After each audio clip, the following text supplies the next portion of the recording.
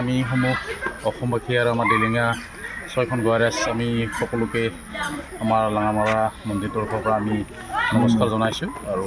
লগতে তেওঁলোকৰ ভৱিষ্যত আমি উজ্জ্বল কামনা কৰিছোঁ।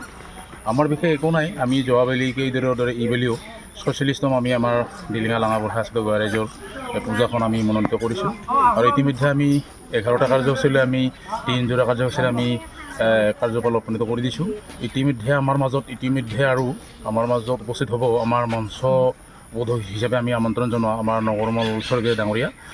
তেখেতে কিছু সময় আমাৰ মাজত আহি পোৱাৰ পিছত তেখেতে আমাৰ মঞ্চ মুকলি কৰিব আৰু মঞ্চ মুকলি কৰাৰ লগে লগে আমাৰ যি গাঁৱলীয়া আমাৰ এই ল'ৰা ছোৱালীবিলাকৰ নৃত্য আছে আমি সেইবিলাক আমি উপনীত কৰিম আৰু আমাৰ ইতিমধ্যে আমাৰ দিনজোৰা কাৰ্যসূচীৰে আমাৰ বহুত দূৰ দূৰণিৰ পৰা ভক্তপ্ৰাণ ৰাইজ আহিছিল। তেওঁলোকে আহি আমাৰ ইয়াতে খুব সেৱা অৰ্চনা লৈছে আৰু তেওঁলোকৰ ভৱিষ্যত আমি উজ্জ্বল কামনা কৰিছোঁ। আমাৰ বিশেষ একো ক'বলগীয়া নাই, যাতে আজি আমাৰ নিশাটো আমাৰ যিটো আমাৰ আমন্ত্ৰিত শ্ৰীকৃষ্ণ ঢুলীয়া নাট্য দল আছে, সেই ঢুলীয়া দল মা মনসা নাট্য দল আছে, তেওঁলোকে আহি পোৱাৰ লগে লগে আমি তেওঁলোকৰ নাট্য